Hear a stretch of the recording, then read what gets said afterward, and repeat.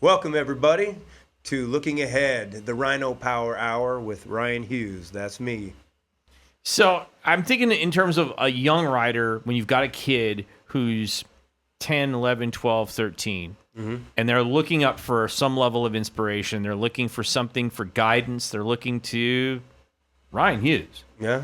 They're looking to a guy like you. They're looking to a Austin Forkner. They're looking at an Adam Cianciarulo. Okay? What wisdom would you give them to hone their skill, knowing the fact that they just got an 85 and their dad may have a tractor and he may have built them a few jumps in the backyard? Yeah, good question, because that's the approach into it. And right now, I see, I see a lot of people coming into it incorrectly as kids, because they're coming in right away and having to compete. They're having to be something. They're having to be fast. You know what I'm saying? And so when you come into something that is very technical and demanding, like motocross, and you're going past your development points by, just going fast and trying to be good, because now you're in with this coach that has 5 other kids that are better than you, and you're just trying to go faster because that's all they're telling you is, hey, you need to go faster in this corner, right? And so you get past these development parts, and then you become, at a point, you're going to become stale because you didn't learn to crawl. You didn't learn to suck your thumb. You know what I mean? You didn't learn how to hold your wiener. So you're going to come to a point where your technique, approach, and everything is going to be stale. Is going to slow down your speed, or you're just going to become dangerous, and you can have more crashes, more injuries, right?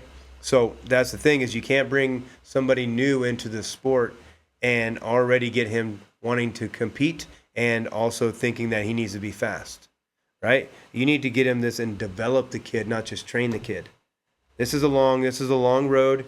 The sport is very difficult, very technical, and it's very dangerous. So you need to make sure you develop the kid and not train the kid. So develop him through his technique, develop him through his approach, develop him through, I guess, also his lifestyle. What's he eating, drinking, watching, this and this, because you're a product of that. And then the biggest thing is make sure you're having fun. You got to make sure you're having fun in this sport when you're young, or it doesn't matter if you get good, because you're going to be bored of it. You're going to be burnt out, or you'll never get to your potential because you're not having fun. It's going to become a drag. So if your son's not having fun, then he shouldn't be racing. And so that's the thing, is like, make sure that you're having fun, because the best days you have racing of anybody is the days you had fun, right? So, don't come in thinking you need to be fast or compete.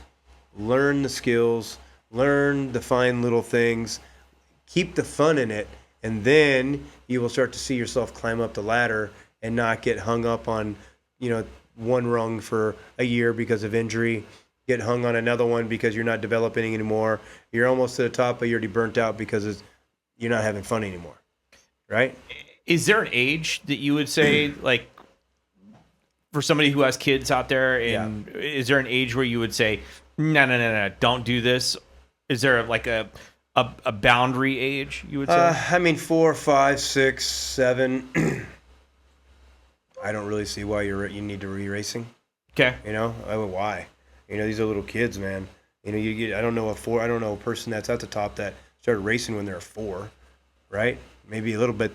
They kind of peter out. You're gonna get bored. That's too long. Yeah. They never were even a kid. They never were a junior high kid. They never were a high school kid. They're never anything. You know what I mean? So, I think, if you're racing by, 10. Okay, at 10, you turn pro at 16. You can turn pro at 16. That gives you 10. That gives you 6 good solid years. You've already been riding before. Maybe a little bit. Okay, maybe 8. Okay, whatever it is. But you give yourself a good 10 years of progression. But I guess I don't know why it would take that long. I really don't know why it would take that long to get that good. At doing it if you did it right and you really Kids were are quick passionate studies about too. it. Yeah. So, I know myself and Jeremy, we came in really quick. It's almost the same time. Myself and McGrath. Yep. I started in 84. I think he started in 85 or whatever. And we were already 125, 250 pro in 88. And Intermediate, man, we just went boom, boom.